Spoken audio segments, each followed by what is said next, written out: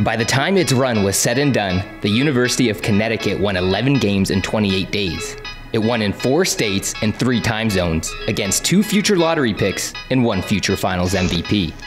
It defeated some of the biggest coaching names in college basketball. From Jim Boeheim and Rick Pitino to John Calipari and Brad Stevens, it captured not 1, but 2 trophies, including the 3rd national championship in school history.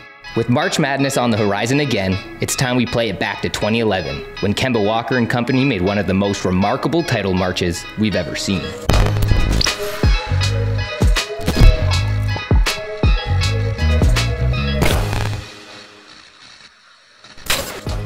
The first thing you should know about the 2010-11 UConn Huskies is that no one expected them to win a national championship. After an 18-16 season in 2009, they were unranked to start the following season. Big East coaches picked the Huskies to finish 10th in the conference. There was clearly little faith in a team led by Walker and a supporting cast made up of mostly freshmen and sophomores. For the first half of the regular season, Walker and UConn proved their doubters wrong. Starts to penetrate, off to Walker, 1-3, good! The Huskies began the year 17-2, defeating the likes of Kentucky, Texas, and Marquette, and rose as high as number 4 in the AP Top 25. Walker emerged as a star, averaging more than 23 points per game.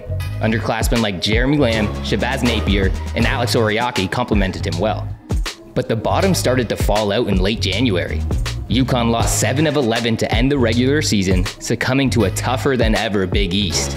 11 teams from the conference made the NCAA tournament that year. The Huskies were never in danger of missing the tournament, but by the time they lost to Notre Dame to end the regular season, they had fallen into a 3-way tie for 9th in the conference. Falling out of the top 8 meant missing out on a first-round bye. The Huskies would need to win 5 games in 5 days to raise the conference title on Saturday night, something no Big East team had ever accomplished. Decisive wins over DePaul and Georgetown put UConn into a quarterfinal matchup against top-seeded Pittsburgh, one of the best offensive teams in the country. There were 5 lead changes in the final 9 minutes and 4 ties, the last of which coming when Pittsburgh's Ashton Gibbs knocked down his 6th three-pointer with 47.9 seconds left to tie it at 74. Here's Gibbs for the tie, it's there! Ultimately, UConn got the final possession of regulation. That's when Walker and Gary McGee became forever intertwined because of one ankle-breaking jab step. McGee with 4, Kemba Walker, step back, Walker, cardiac Kemba, does it again, UConn wins at the buzzer! Kemba didn't stop there. He poured 33 points on Syracuse in an overtime win in the semifinals, and in the championship, it was Jeremy Lamb's layup in the final minute that gave UConn a lead it wouldn't relinquish. Into the traffic, dumps it off for Lamb! UConn by 1! The Huskies topped Louisville 69-66 and left Madison Square Garden with the trophy and all the momentum in the world. The same Huskies who finished 9th in their conference in the regular season received a 3 seed to the NCAA tournament. And despite some talk that UConn's New York run could leave it fatigued, Kemba and company kept rolling. Opening the tourney in Washington, they used a 30-5 run to dump Bucknell by 29 in the first round and handled Big East counterpart Cincinnati by 11 in the second. The tournament sent the Huskies west to Anaheim for the Sweet 16. Their matchup, 34-2 second-seeded San Diego State, coached by Steve Fisher and led by rangy sophomore Kawhi Leonard. In a performance for the ages, Walker scored 36 points on 25 shots. He scored or assisted on more than half of UConn's points.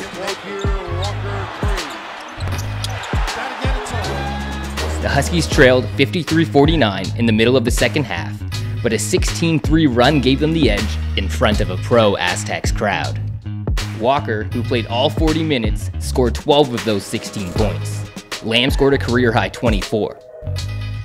Leonard, in the final game of his college career, scored 12 points on 12 shots. He turned out okay, though. In their 9th game in 19 days, UConn met another future lottery pick, Derek Williams. Success at year 1. Oh, what a move. Oh! Once again, the Huskies needed a late run to keep their season alive. Doesn't matter. Dagger!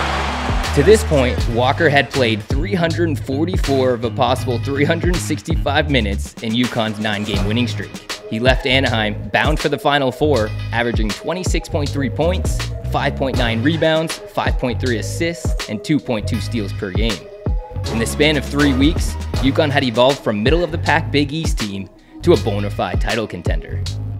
The 2011 Final Four was played in Reliant Stadium, home of the Houston Texans.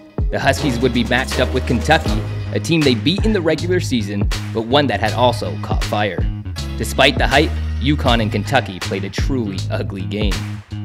Kentucky shot just 34% from the field, UConn shot just 1 of 12 from behind the three-point line, but it was the Huskies' defense that broke through late in the game. Jones up ahead, Lamb, what a defensive effort by Walker. With it tied at 48, UConn held Kentucky scoreless for a span of 5 minutes and 39 seconds.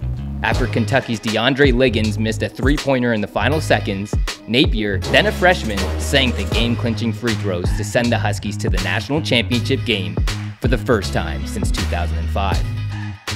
The final wasn't any prettier. While UConn struggled again offensively, making just 1 three-pointer and scoring only 19 points in the first half, they forced Butler into one of the worst offensive performances you can imagine in a championship game.